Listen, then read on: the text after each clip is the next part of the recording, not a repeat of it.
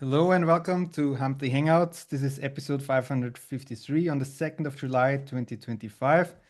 And I'm here with Bradley today, right before the 4th of July weekend. It's actually crazy hot here in Austria at the moment, around like 36 degrees during the day. I guess it's the same for Bradley, or did the heat wave pass already? Today it's not bad, but it's All right, only today. It's been shitty all week long, and it's going to be shitty the rest of the week. So, but that's same all right. here. Today's not so bad. Good. We're definitely here to answer your questions. So if you haven't put in your question yet, make sure you've fit it in the chat at the right, or put it into the forum. So we cover it on this episode. And the other thing, Adam told me that there's still a couple seats open, or last chance seats, for DHA. So make sure for your 4th July weekend that you don't miss out and secure your seat. Bradley, do you want to talk about this a little bit? Yeah, sure. And I was going to pop the URL in the chat. This is for the DHA stuff. There's still a few slots open, guys. So DHA coaching program. I'm going to put a link up for in chat for this, and then I'll I talk got it about it as well. briefly. Okay, no worries. I think I got that right. Okay. So the DHA coaching program, that is for the process that I've been developing for years now for my own agency and now duplicated that across multiple other agencies. It's about kind of developing a brand around a particular industry and then developing a directory that you use as the conversation starter for outreach purposes in order to initiate conversations with business owners in whatever industry you've chosen. It's an automated process. Again, I've been working on this for over 4 years, and now with AI, it's certainly increased its effectiveness and its efficiency and all of that.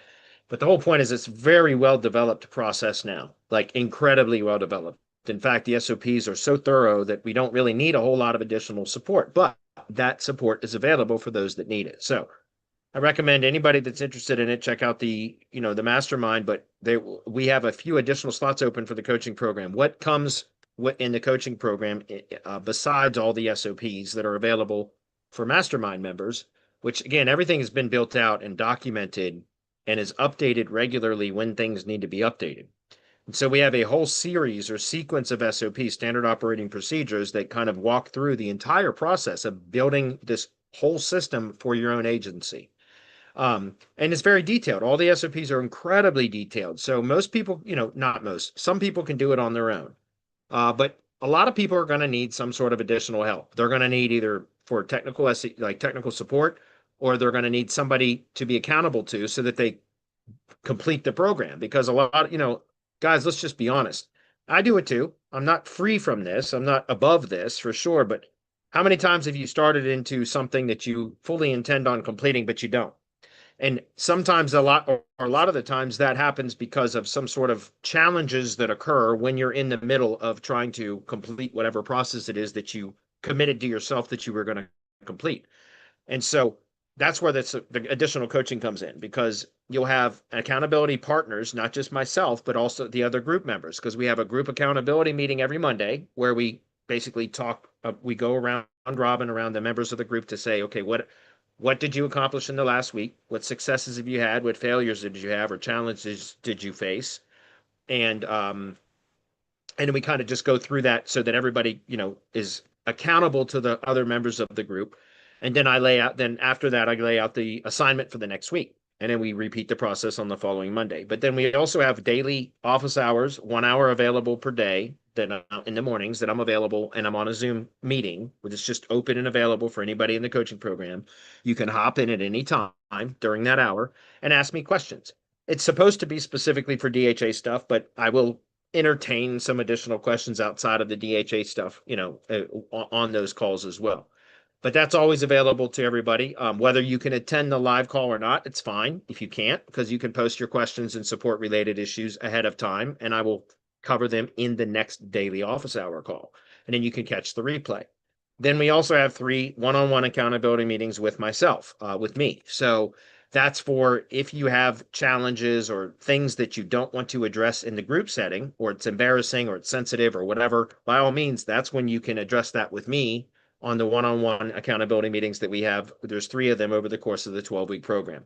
So what I'm getting at, guys, is it's the program that I've been using to grow all of my agencies, and it's worked for every one of them. It's cold email, but it's a very specific way that we do it that is a non-salesy approach to be able to initiate conversations with business owners in whatever industry you've selected, and we can even help you decide on which industry you want to work in. And then once you have that, once you've kind of built this directory and prospecting and marketing machine, it's going to start to generate consistent leads into your agency in a very non-confrontational way. It helps you to start develop a relationship and build rapport with those contacts in your kind of orbit, so to speak, now, right? And so I've found that over the past several years that I've been using this method, that it's just incredible about the types of, sales will occur weeks and sometimes months after the initial meeting because of the way that we develop the contact or nurture the contact into establishing a level of trust. And they almost feel like they get to know us because of the level of communication that occurs through the initial contact and when we eventually schedule the appointment. And even after the initial appointment, if they're not ready, which many of them are not ready to purchase anything yet, then that's fine because we plug them into nurture sequences. And so what happens is weeks and sometimes months later, we end up closing a sale that we had initiated a conversation weeks or months or prior to or earlier, if that makes sense. And so it's a fabulous way to grow businesses, agency related services. I've not found a better way yet, or else I'd be doing that also. And so the coaching program's available for those that need the accountability and the additional technical support, et cetera. There's also some additional perks that come with it. So if you're interested, guys, the link that we posted in the chat is the opportunity to schedule an interview call with me because we're not sending you to a checkout page. Well, we are, but it's a checkout page to schedule an appointment with me. You put a $100 deposit down, you get a 15-minute call with me. Sometimes it'll go a little bit longer. But I'm just gonna have a chat with you about the program, excuse me, what the recommended requirements are, and make sure it's a good fit. I'm not going to accept everybody into the program. We only accept those into the program that I feel is a good fit and that feels like they're committed to it and that are going to complete the program. So we just go through a brief interview where I can answer any questions that you have about the program, and then I can also ask you some questions to make sure it's a good fit. If at the end of that call I decide that it is a good fit, then I'm going to send you the email with the link to purchase. Either you can check out with a 1-pay or a 3-pay option, and the cost of the interview deposit, the $100 that you paid to secure your interview with me, that will be applied to the purchase. You're not obligated to purchase. If you decide you want to purchase, that $100 will come off the purchase price. If you decide you don't want to purchase, or if I decide that you're um, not really in a good position to join this program at the moment, then we'll refund your $100. If you make the appointment and don't show up to the appointment, though, you lose your $100. That's what that was for, to get rid of tire kickers and stuff like that. So, but I would encourage you guys to check it out. It is a outstanding system. It works phenomenally well, and it is by far the best method I've used in my entire career for generating agency leads, if that makes sense. So check it out. It's $100. It's a 15-minute conversation. If you join, it's a good price. If you don't join, we'll refund your money. So nothing to lose. Yep. So DHA is the perfect moneymaker if you're struggling with your business. So make sure to sign up and secure a spot right now. And also, if you're watching this live or if you're watching the replay, make sure you hit the like and subscribe button for the video that you get notified when we are going on and there are new videos and you don't miss out on anything. Anything else that I missed today? Nope, nothing I can think of. All So I right, then think we're good to let's go. jump through to the questions. Yeah, well, the local mastery newsletter, we can talk about that briefly too. True. The local mastery newsletter, guys, that's our newsletter now that what we're doing is we're taking every Thursday I do a webinar in the mastermind. Every other Thursday it's the mastermind with Bradley, which is a traditional type of a webinar where there's a chat box and it's me doing presenting, and I'll answer questions from live attendees as well as pre-posted questions and also stuff that needs more kind of over the shoulder and more detailed explanation and demonstration, etc., from conversations or discussion threads within the mastermind community. So all of this is stuff that I cover on the mastermind webinars, which is every other week.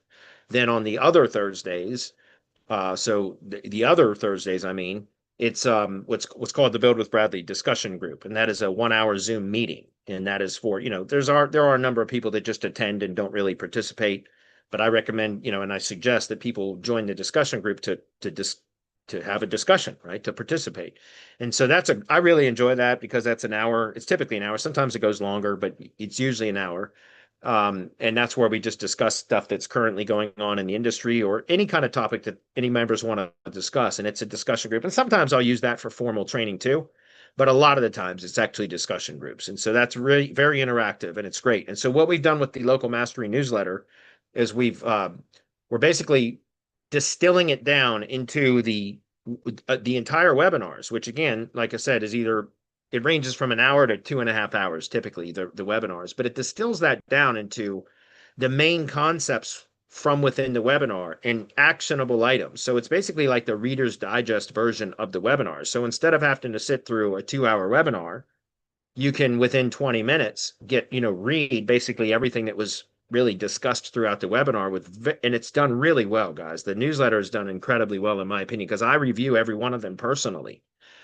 We have AI that helps us to generate the initial draft, and then every week I go in and I review each of the outputs from AI and modify it to make sure that there was nothing that was hallucinated or fabricated or anything else, as well as to make sure that nothing is misleading or something that I wouldn't agree with, if that makes sense. And so this is a combination of webinars, AI, and human editing that then creates these really actionable newsletter entries that will give you the gist of what it is that we are discussing in the mastermind on a weekly basis, but in text format that you can consume within 15 or 20 minutes versus, an hour and a half to 2 hours. And so it's for those people that are super busy and they don't have the ability or the desire to sit and watch a bunch of webinars. I don't typically like to do that either, and I don't really have the bandwidth to do it.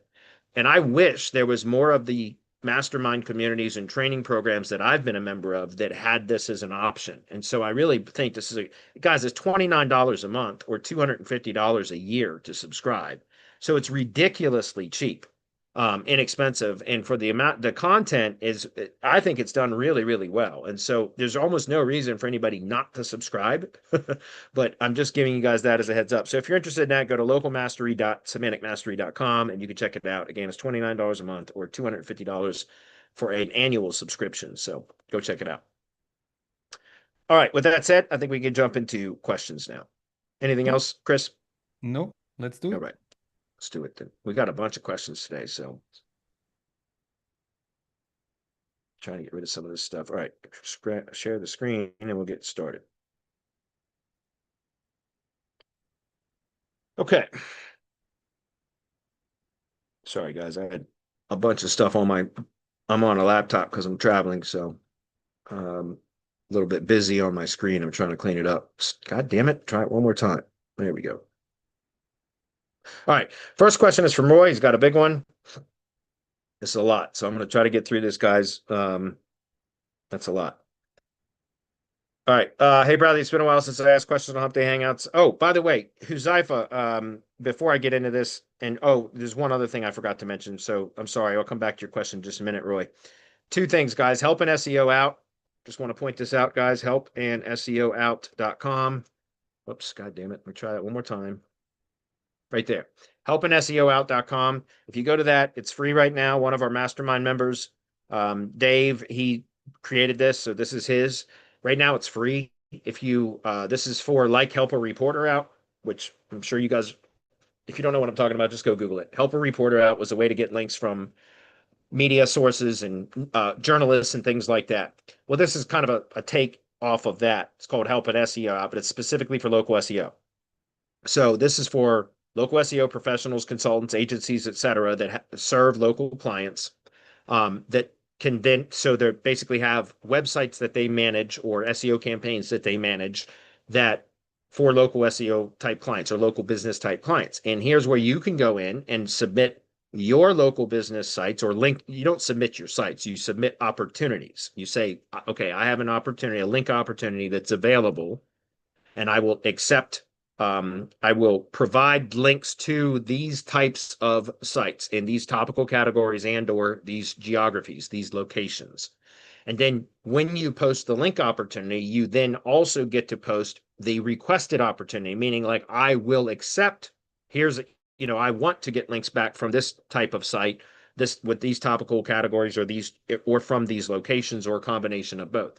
And so you end up creating link exchanges with other SEO professionals that have local business clients so that you're getting links on real local business sites, not lead gen sites, not PBNs, but actual other local business sites. Right now, it's free to join because he's trying to build up his user database and his link opportunity database. So I would encourage you guys to go check it out. Okay. There's nothing to be made. It's not an affiliate promotion. This is just because I think it's a fantastic idea. And he's one of our mastermind members. And I told him I would promote this every week until I got tired of promoting it, or until he says he's got enough members in there to where it's going to go paid. Okay. All right. So I want to point that out. Number one. Number two.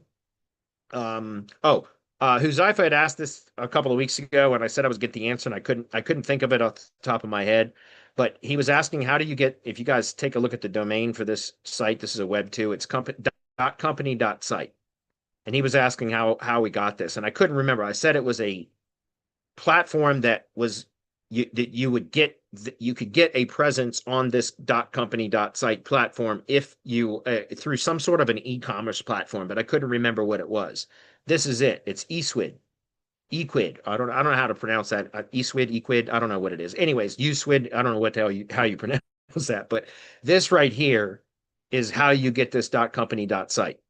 Try that again. My browser was frozen or something. Let me try that again. Okay. Yeah. So it's this right here, .company.site. You can see it's powered by eSwid by Lightspeed. So if you come over here and you create a register for an account, then once you get logged into this eSwid.com domain, then you can create a company.site, as you can see here. Okay. So I got to the bottom of it. It just took me a few weeks longer than I expected. All right. So now we're going to get into the questions. All right, so Roy says, hey, Bradley, it's been a while since I asked a question on Hump Day Hangouts. I've been missing in action because of a series of events that happened that took my attention away from internet lead gen, and I've been relying on the residual income from my current lead gen, but now I'm back, and I'm currently working on building out new lead gen assets, listings, and websites, and optimizing my existing assets. Here's my question. First, when it comes to optimizing listings, GBP profiles, essentially, what would you say are the primary ranking factors right now? By far, branded location authority and site efficiency. And site efficiency is not part of the Google Business Profile, meaning that's not something that you optimize on the GBP. But whatever site the GBP is linked to, right, as the website URL, that site should be efficient, right? Means it should be optimized properly without redundancy, competing pages, duplication, free from as many technical SEO errors as possible. Basically, you want to reduce crawl resistance as much as possible. Thank you, Cecilia. She's the one that gave me that term.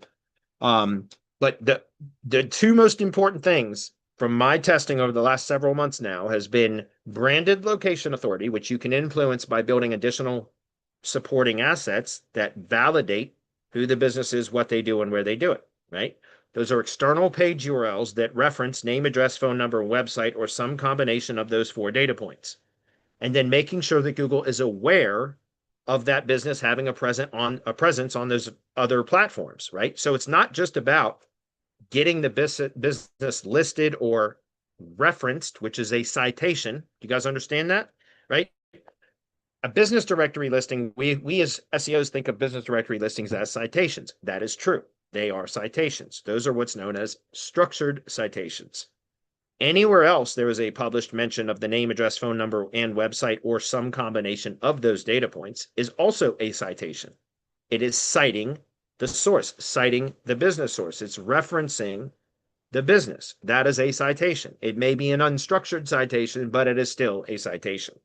And so it's important to not only find all of the page URLs that Google is already aware of, meaning it's in the index, that have accurate information published about the business, but what other page URLs that may be not indexed or that you are going to create that have yet to be indexed that have accurate information published about the business. The idea is to try to collect and gather all of those page URLs, those that are already indexed and those that have yet to be indexed and those that you are building. And then you want to spoon feed that data back to Google. How do you do that? Well, from the Google Business Profile, you link to those external page URLs with Google Business Posts. Learn More button, right? The call to action button. I typically recommend using the Learn More button.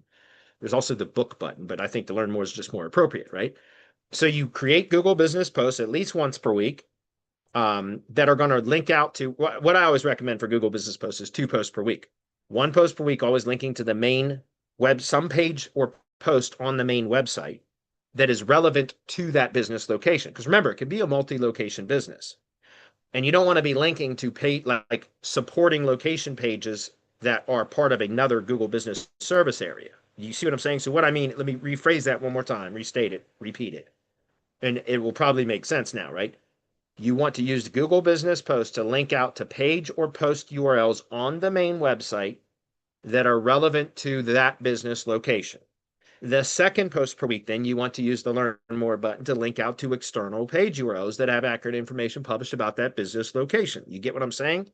That is a direct linked connection from the GBP to these validating page URLs that help to validate or corroborate how the GBP is optimized, what Google understands about who the business is, what they do, and where they do it. And so it's critically important to do that. Okay, that was step number 1, or one of the places that you can kind of spoon feed that data back to Google. There's 2 more though. There's also the same as attributes in the local business schema. Remember, local business schema or the appropriate subtype should be inserted into the location landing page. That is the page URL that is linked to from the Google Business profile as the website URL. Whatever page URL you link to from the GBP as the website URL, that's the location landing page. Most of the time, it's going to be the homepage. For service area businesses, though, I submit or I recommend that it should be a dedicated location landing page that is optimized for the same city that GBP is located in.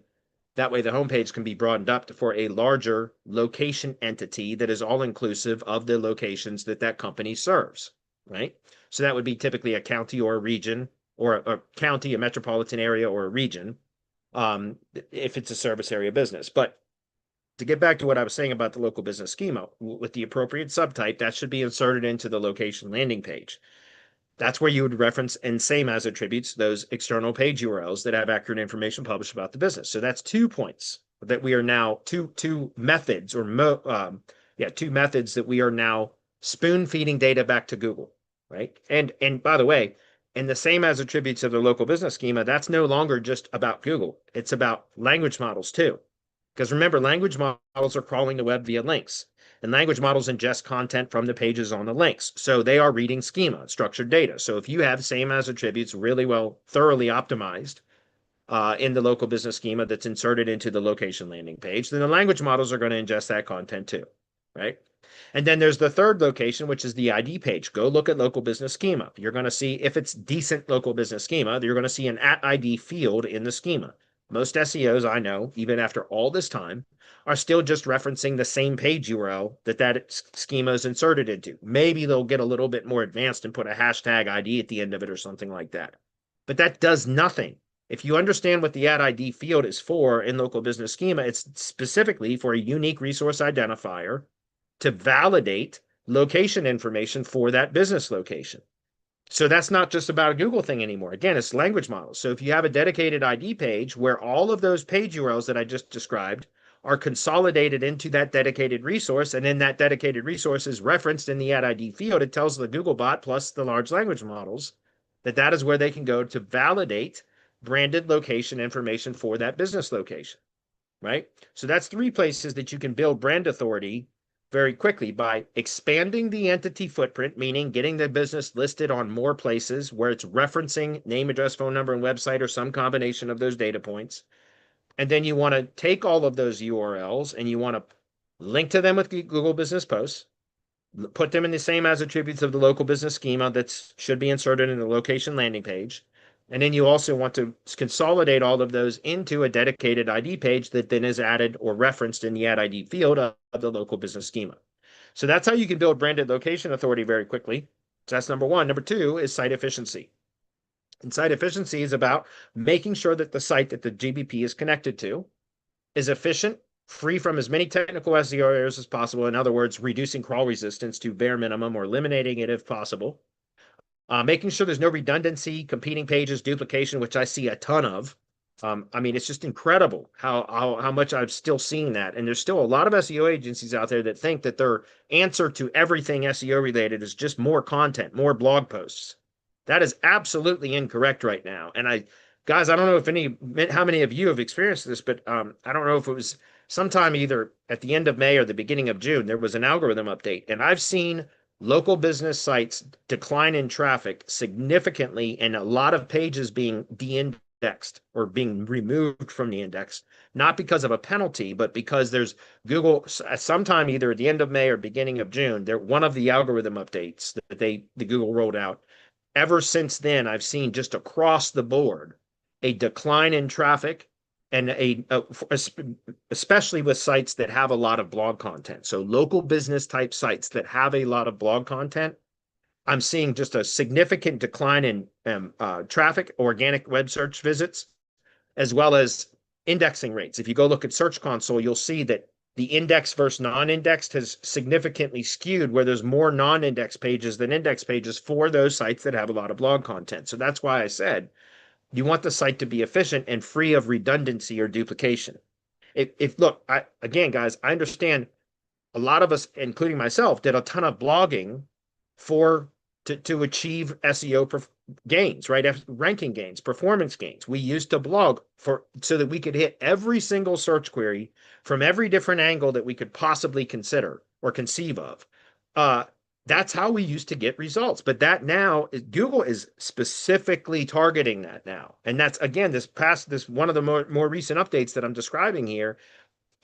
As I do audits, which I do like a minimum of 5 audits per week, and I'm seeing this time and again, those sites that have a lot of blog content are doing horrible right now. And it's because of that. And so site efficiency is number 2. And I've done a lot of training, Roy, on how to kind of structure sites appropriately to have the minimum amount of pages and the proper internal linking so that they're super efficient. And so those are the 2 most important things as far as kind of like just on-page optimization techniques. Building brand authority by expanding the entity footprint, okay, brand footprint, and making sure Google is aware of all of those page URLs where the company has a presence, which we can facilitate that.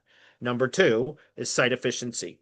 Okay, those 2 things. But then there's still reviews. I know further on here when it talks about, you were talking about reviews because I at least partially read your question ahead of the webinar or today's Hump Day Hangout. Reviews are still a significant ranking factor, a very significant ranking factor, but it's not just the reviews, it's the review velocity.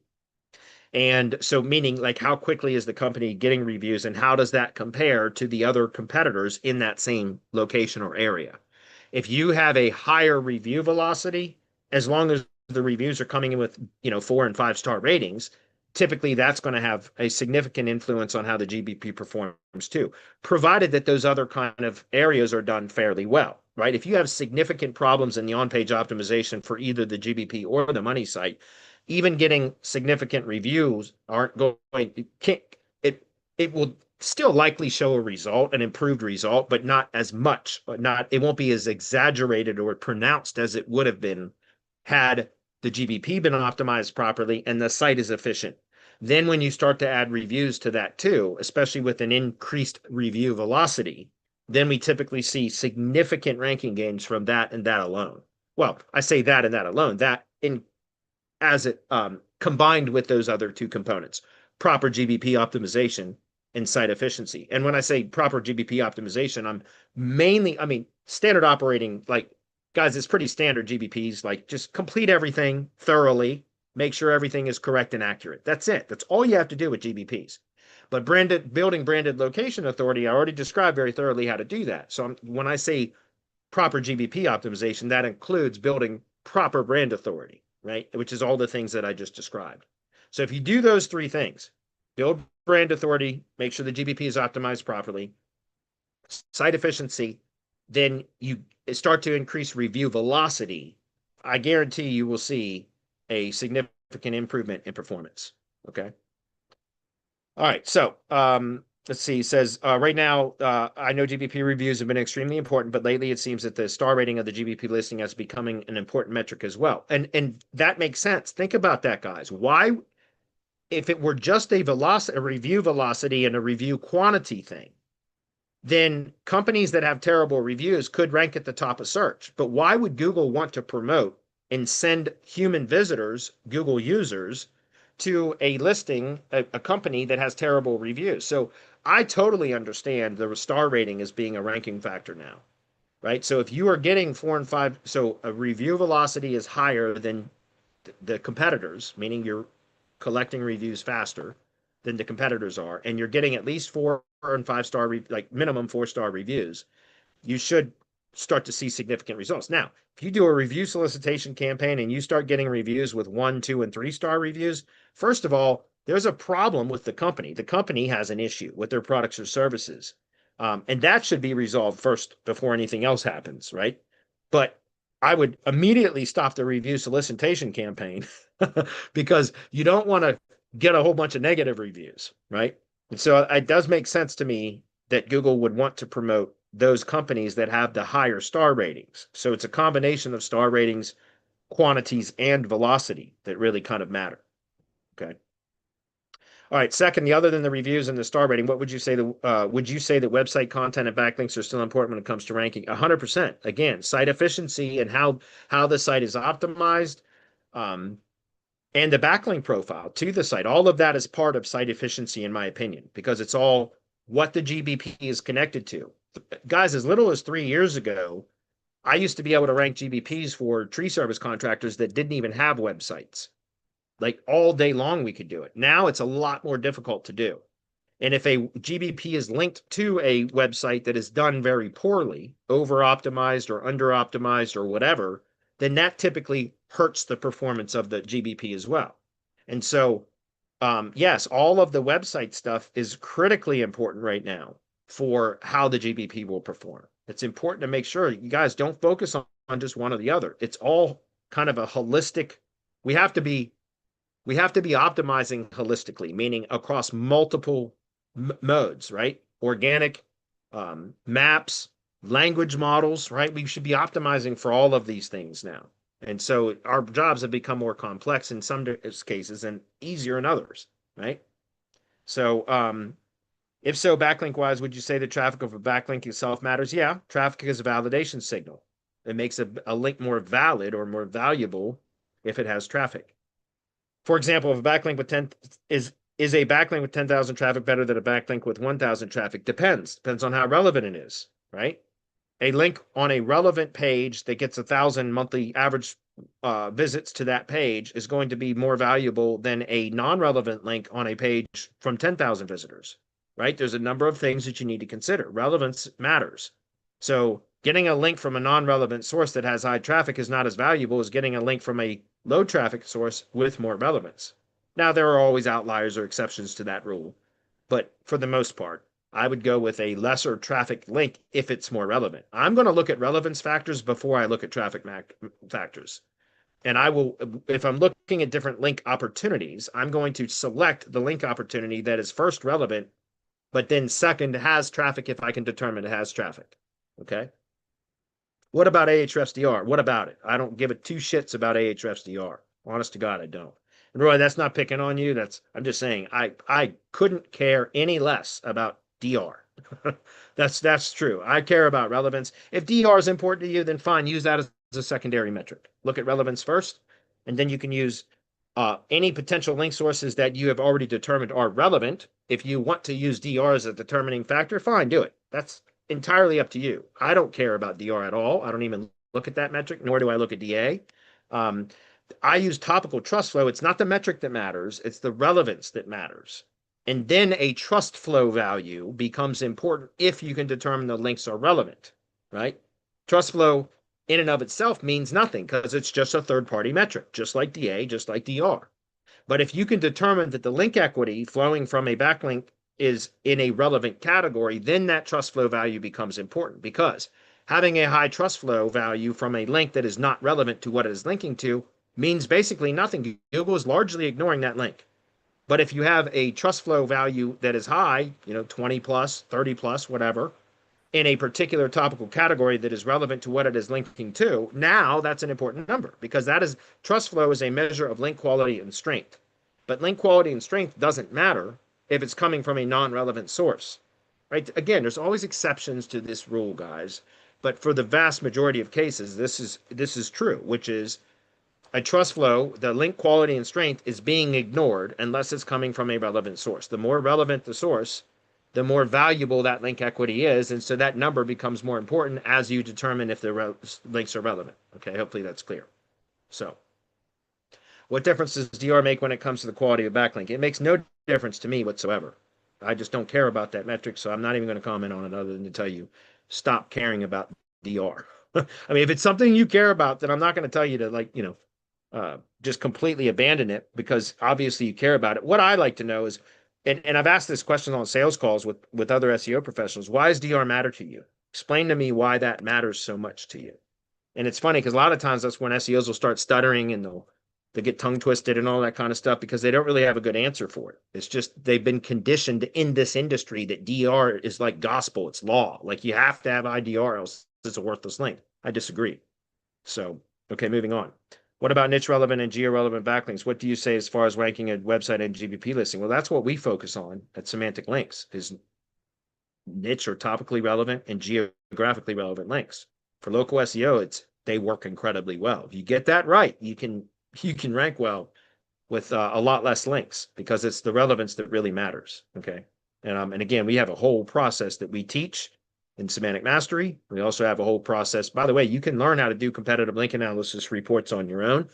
Just go to our YouTube channel, search competitive link analysis, and you'll find the video where I go into very great detail. It's an hour and 8-minute long webinar. Well, I cut it out of one of our mastermind webinars where I show how to do competitive link analysis reports, and it will give you all of that data that you're looking for so that you'll know exactly the number of links that you can build, the anchor text that you should be using when building those links, and the topical relevance requirements of the links in order for them to be effective. All of that is covered in competitive link analysis training, which you can get on our YouTube channel. I also offer that as a done-for-you service. If you're interested, go to Semantic Links. You could order competitive link analysis reports from me. It's $19 for a written report.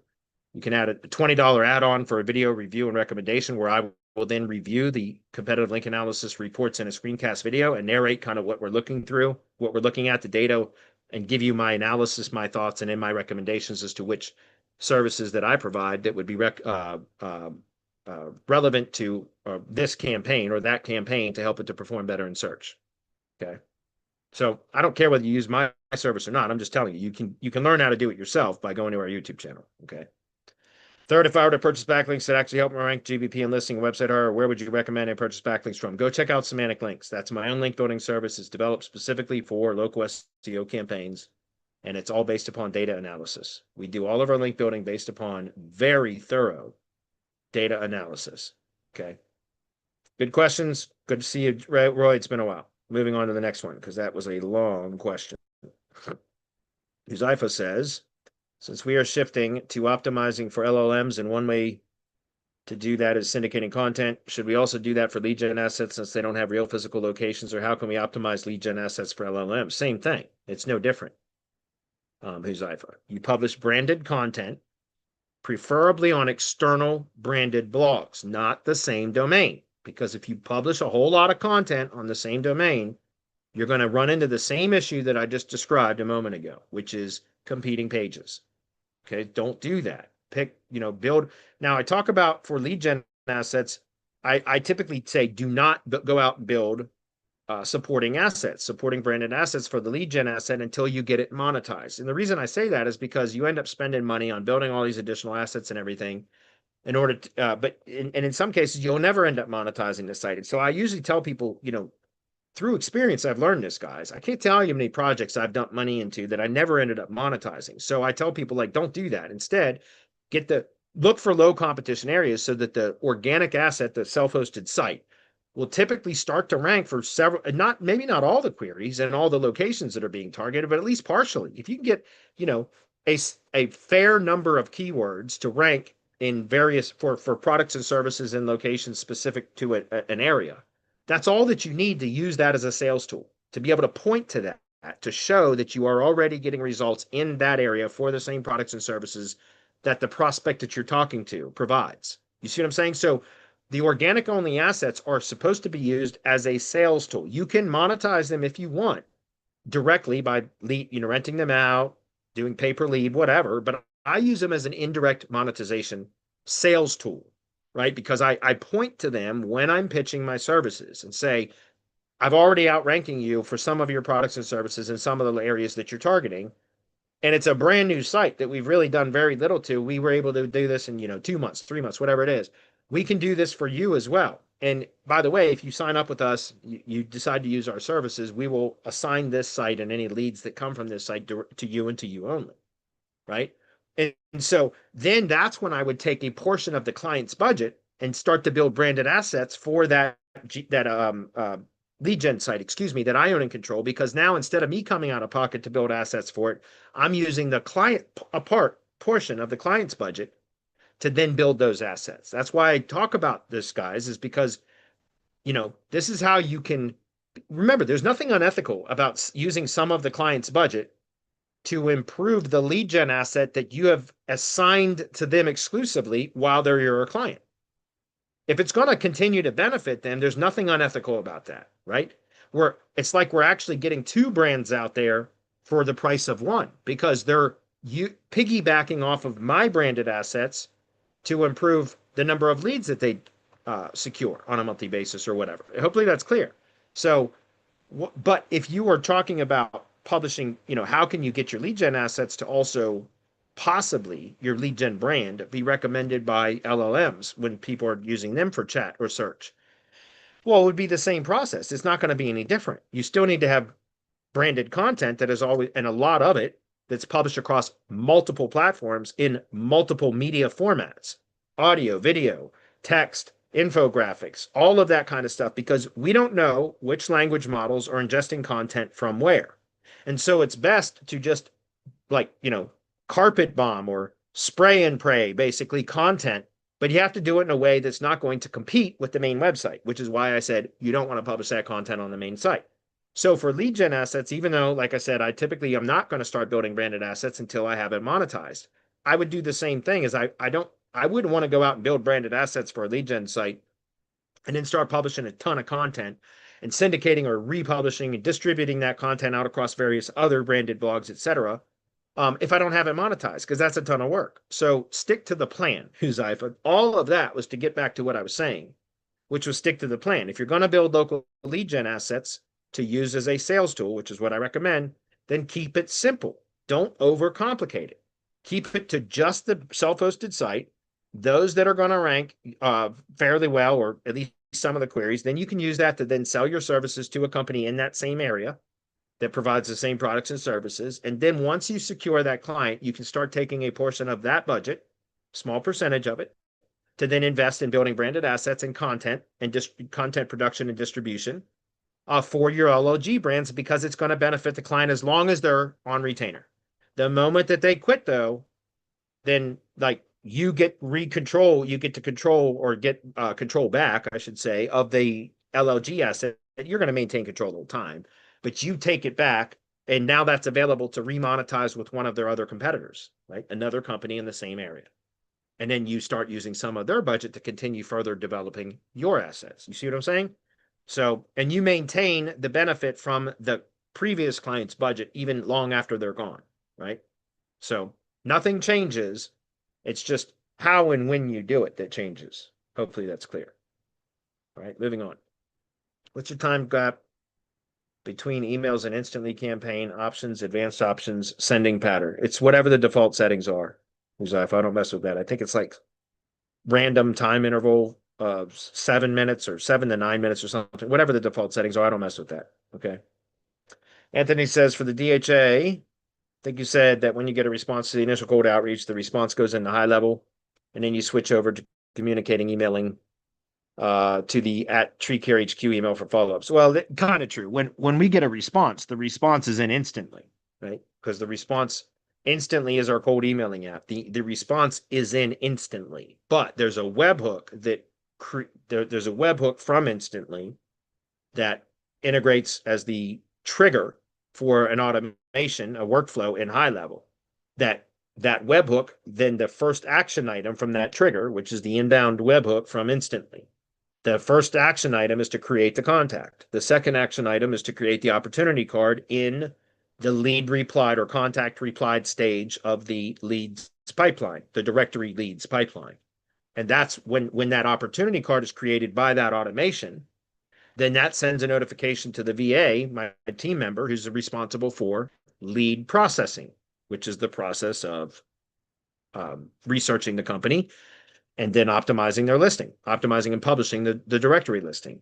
Okay, so when that contact is created through the inbound webhook and the opportunity card, now any conversation from that point forward is going to be done through HighLevel, which is going to be through the the workspace account that I have connected via SMTP for that sub account, which is my HighLevel directory CRM sub account, right? So that's going to be tech, TECH at TreeCareHQ.com. That's our workspace email that's integrated as our emailing service for HighLevel. Does that make sense? So in the trade-off, you are making you are making that you rather have everything automated and managed from HighLevel instead of dealing with the headache of having a VA manage the responses from instantly, even if it means losing the ability to respond to the same email thread the tree contractor initially replied to and instantly. Yeah, but that doesn't make any sense. And I'm not picking on you, Anthony. Like what I'm saying is the tree, it doesn't matter. Like a tree, I've never had anybody, not one time, and I've been doing this for over 4 years. Well, I've only been using instantly for about a year and a half now. So before we used to do cold email directly from HighLevel, but that stopped working very well. And so anyways, instantly is way better for cold email. But I've never once in the last year and a half that we've been using instantly have we had a reply come in from a contractor that says, well, I don't know who this is because the other when you first reached out to me, it was from a different email address. They never pay attention to that shit. Even if they do, it doesn't matter. It's coming from the same brand.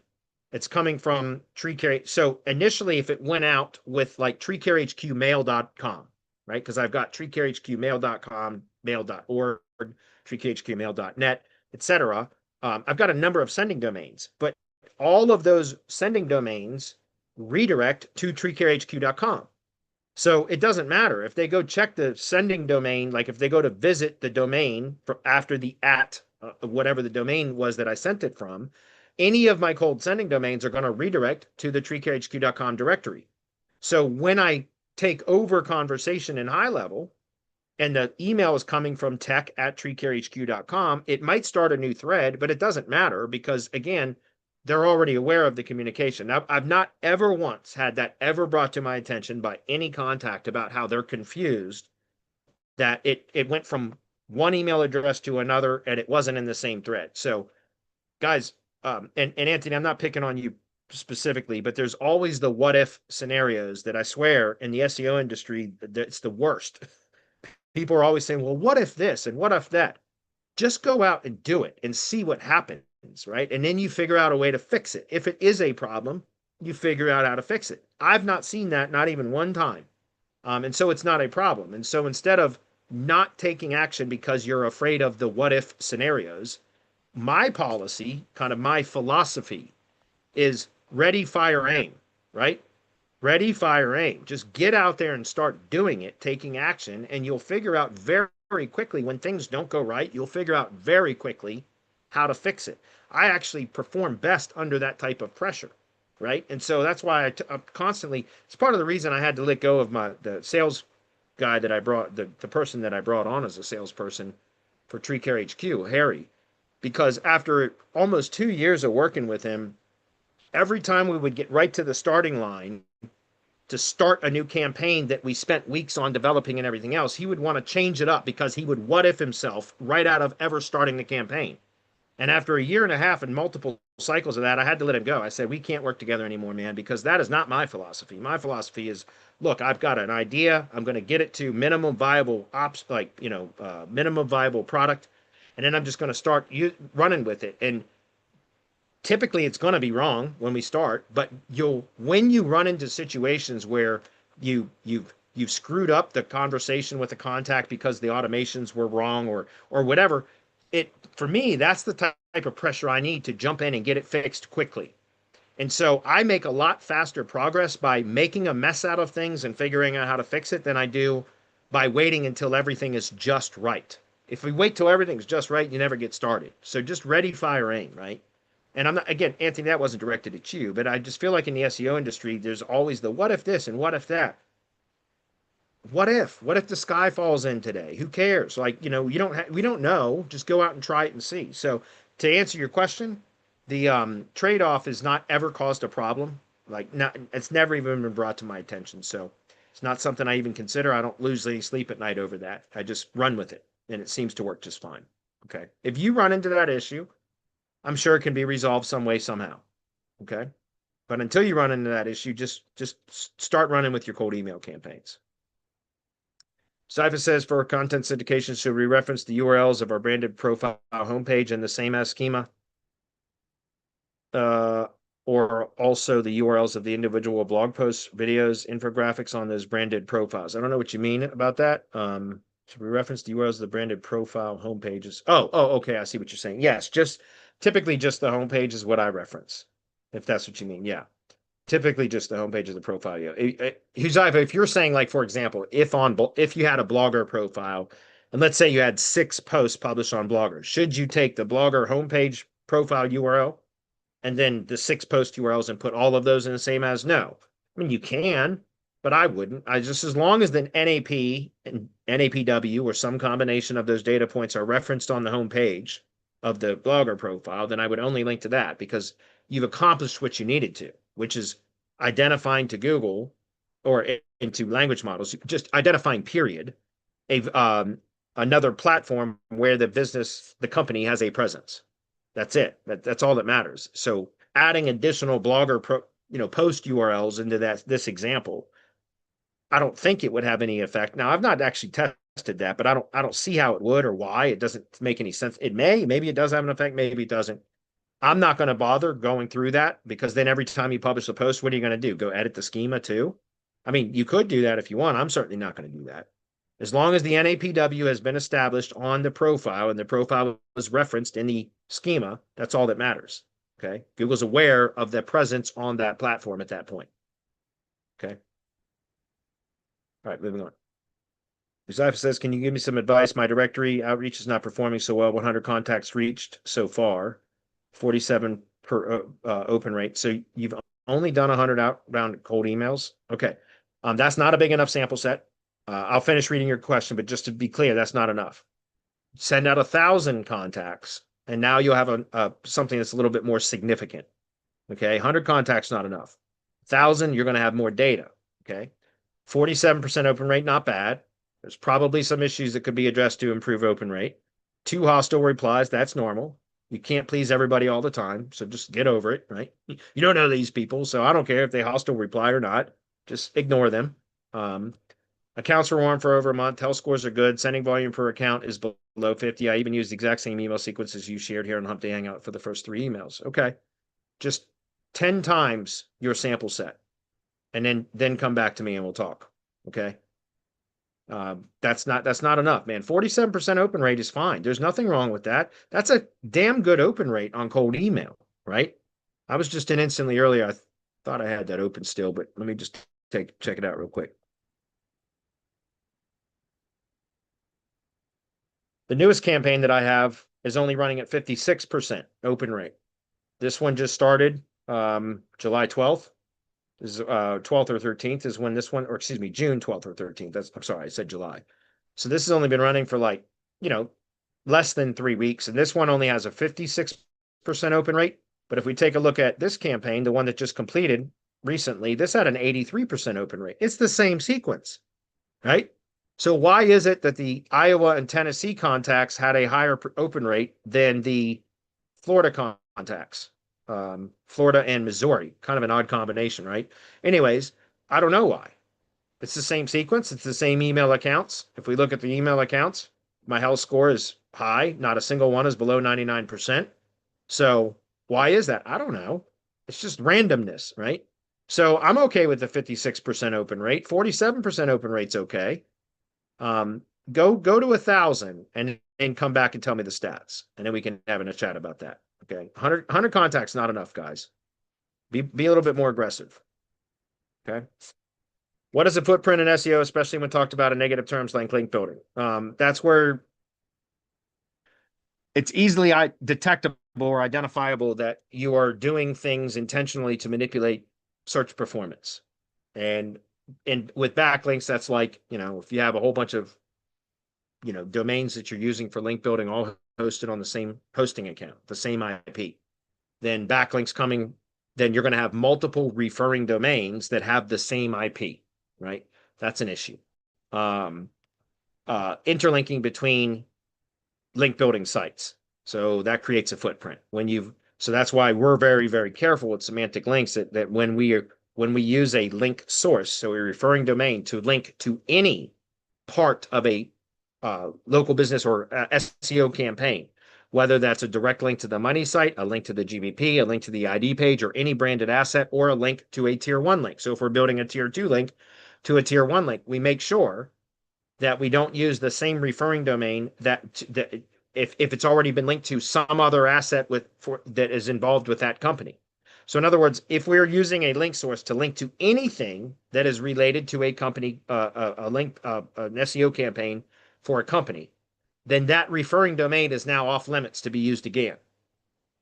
What I see a lot of, improper link building still being done is when you are interlinking between that. So if you take the same referring domain source and you link to the money site, but then you also link to like a blogger blog, a branded blogger blog, or a G site or something like that, because now you've got the same source domain linking to two different assets that are part of the same company. That is a footprint. Okay. So we try to limit it to only one link per referring domain to any campaign. Okay. And in some cases, there are some cases where we've run out of inventory for a particular, and I've contacted the client and said, listen, we don't typically do this, but if you do it very sparingly, shouldn't be an issue. So here's the option. We can use the same source domain for this asset as well. But that's very rare that I will ever even offer that as an alternative, because again, that can create a footprint. If you do it, one or two here and there is okay, but if you do that consistently, it creates a footprint.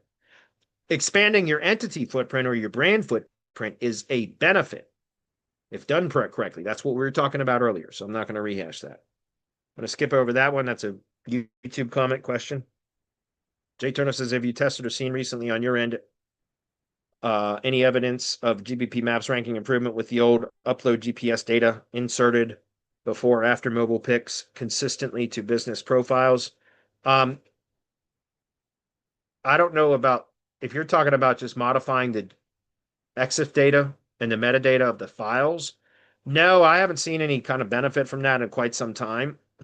Where I see that being effective, if that is the correct interpretation of the question, excuse me, and I talk about this all the time, is for like service area businesses, especially, is if the field technicians or the salespeople or whatever, the people that go out into the field, if they take photos, excuse me, from their mobile device, excuse me, guys, I got a tickle.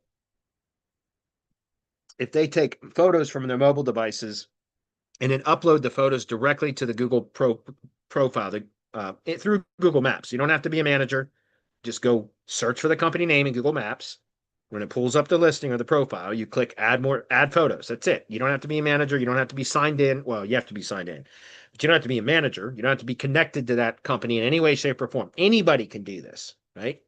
So you just go click on add photos and you upload those photos. Those photos have very detailed metadata about where that photo was taken, the altitude, the time. There's so much data. It's insane. Like, it's incredible. If you take a video in a moving vehicle, or while you're moving, it'll even tell you the metadata of that file. It'll tell you this velocity with which you were moving at the time that video was recorded. Like, it's incredible how much data is in there. And so that's why I've been talking about this for years, guys. They should be training all of your local business clients, especially those that are in service area businesses, to take photos consistently on every time they go out to service their client or customer in the field. Take 3 to 5 photos on a mobile device and upload it. Just get in the habit of doing that. That has a significant effect on GBP performance over time, especially for service area businesses. Okay.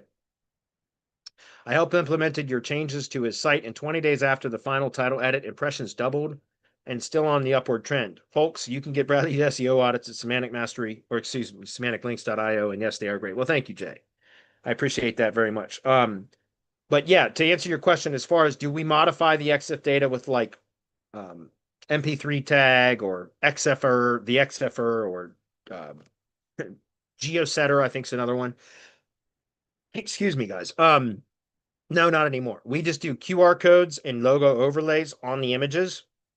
We don't mess with the metadata anymore because, again, I always tell my clients it's your responsibility to take photos on job sites and then upload them to the GBP through the maps listing. I mean, because that's going to have a much better effect than modifying the metadata yourself.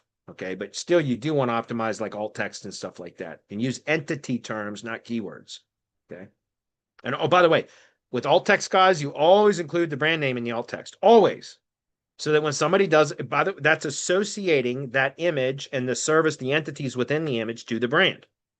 And when somebody does a brand search, those images will start to pop, right? You're creating associations. So whatever the images, the picture is, the image is, whatever the image is of, right? Then you add a descriptor, preferably using entities in the alt text as to what that image is representing.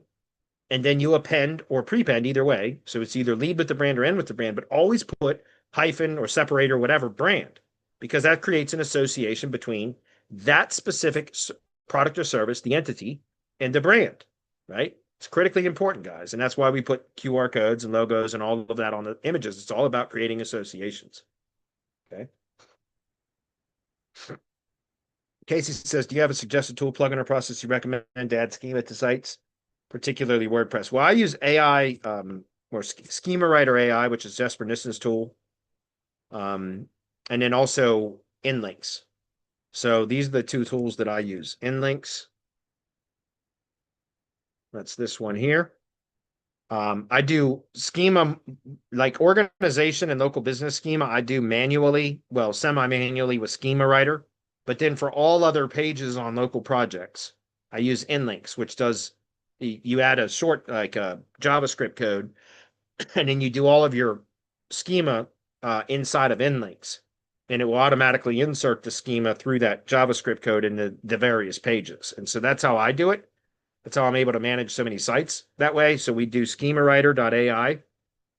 This is the tool that we use for generating the schema for the way that I do it is for organization schema on the home page, local business schema on the location landing page. All other pages, I use web page schema that is produced through InLinks. So these are the two services I use. And that's all I have recommendations for. Okay, because I don't use any others myself. Let's see. Are you using VEO Google DeepMind for your SEO? Do you plan to, and what for? No, I've not. I've not done a whole lot of anything with Google. Most of the SEO, or excuse me, the language model stuff that I've been doing is in Grok, and I've not messed with that.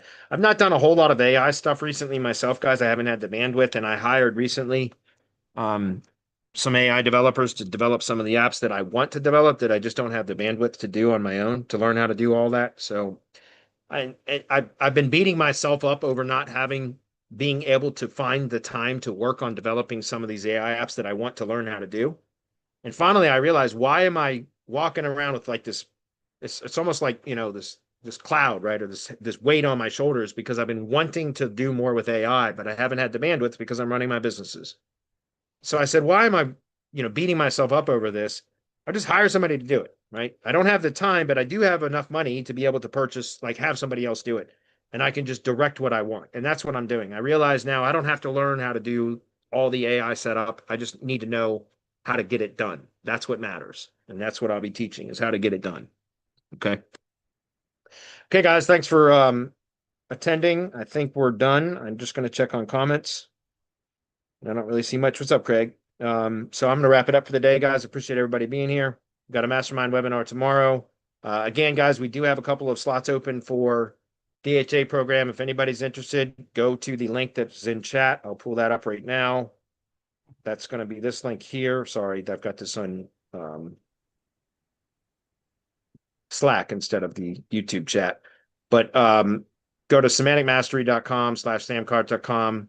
Whatever, you'll see it in chat. It will be in the replay as well. But I'd check it out if you'd like. It's only $100 to get a interview with me. We'll determine if it's a good fit. I'll answer any questions you have. And then if you're accepted in the program, I'll send you the invitation. We officially start on Monday, July 7th. So that's next Monday. So you still have a few days to get in and get your call scheduled with me. I would encourage you to check it out if you're interested. Otherwise, come join the mastermind. Thanks everybody for being here.